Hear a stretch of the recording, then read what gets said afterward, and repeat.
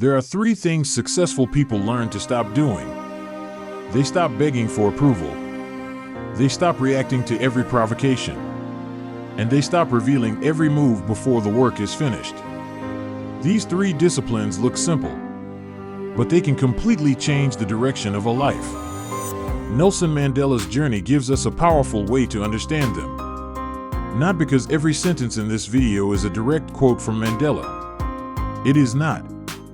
This is a leadership lesson inspired by the discipline, patience, and strategic self-control that his life came to represent. So stay with me, because the third lesson is the one many ambitious people ignore until it costs them time, energy, and sometimes even their vision.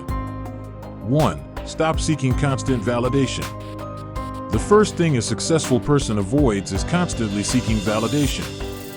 Many people do not fail because they lack talent. They fail because they need too many people to approve their choices before they move. They explain the dream before they build it. They ask for permission before they begin. They change direction every time someone doubts them. But if your purpose depends on applause, your purpose is no longer yours. Think about Mandela. For decades, the path he chose was not easy, comfortable, or universally understood. He faced opposition, isolation, imprisonment, and enormous pressure. Yet leadership required him to keep an internal sense of direction even when external circumstances gave him little reason to expect quick recognition. That is the first discipline. Learn to separate advice from approval. Advice can sharpen you. Criticism can correct you. Wisdom from others can protect you from mistakes. But approval is different. When you become addicted to approval, you start asking, do they like what I am doing? Instead of asking, is what I am doing aligned with my values and my purpose? That is dangerous. Because people often judge your vision according to their own fears, their own limitations, and their own experiences. A person who has never built anything may tell you your project is impossible. A person who is afraid of risk may call your courage foolishness. A person who benefits from your smallness may become uncomfortable when you begin to grow. You must listen intelligently, but you cannot surrender your direction. Successful people understand that results eventually speak more loudly than explanations.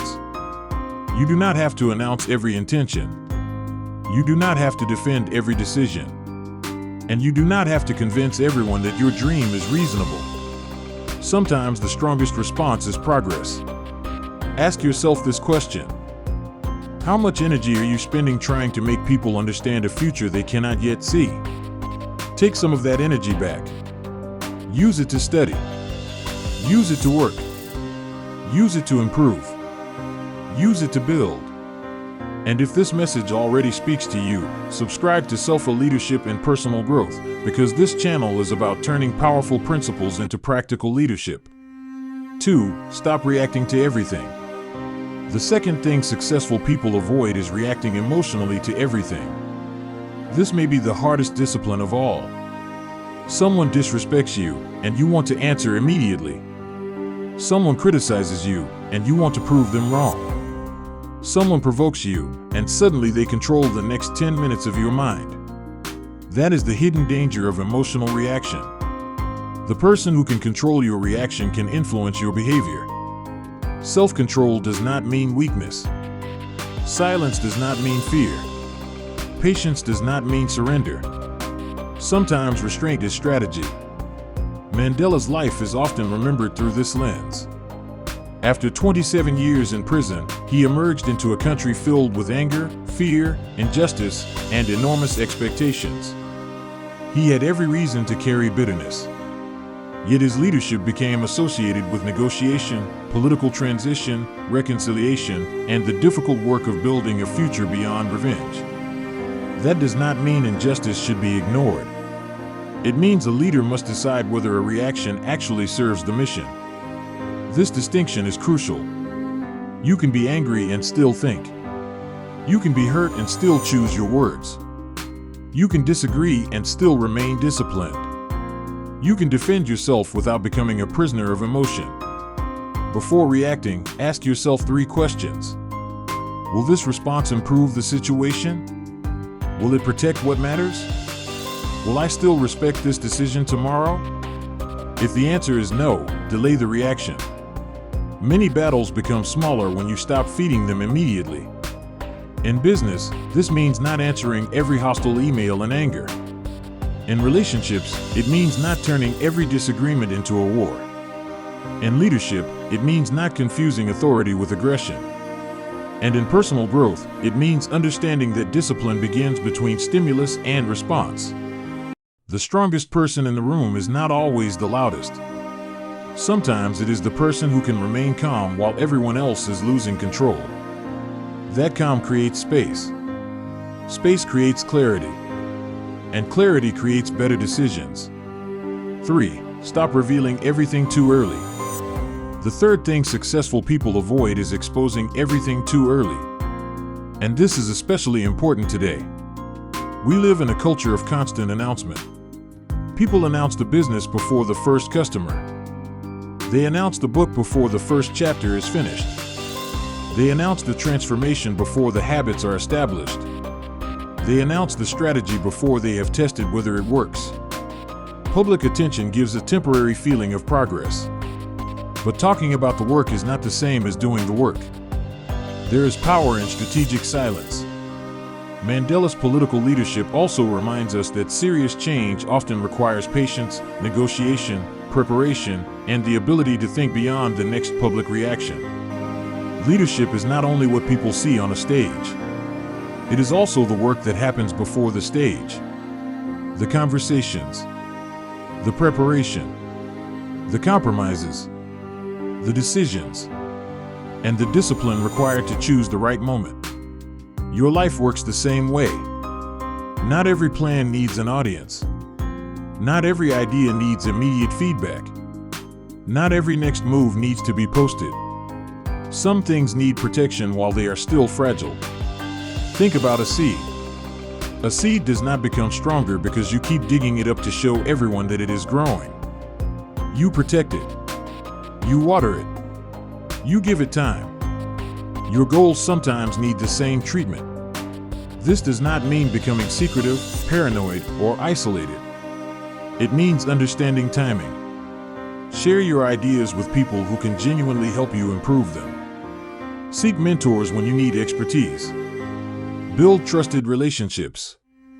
But stop confusing visibility with progress. A disciplined person knows the difference between accountability and unnecessary exposure. Accountability says, I have committed to doing the work. Exposure says, I need everyone to know that I am doing the work. Those are not the same thing. And there is another reason to protect your plans. Too many opinions can weaken a vision before it has had time to become strong. Every person you invite into an unfinished idea adds another voice. Some voices help. Some voices distract.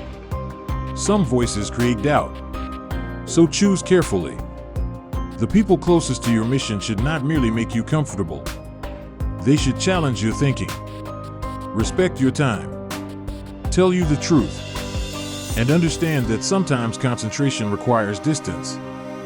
You do not need a crowd. You need clarity. You need discipline.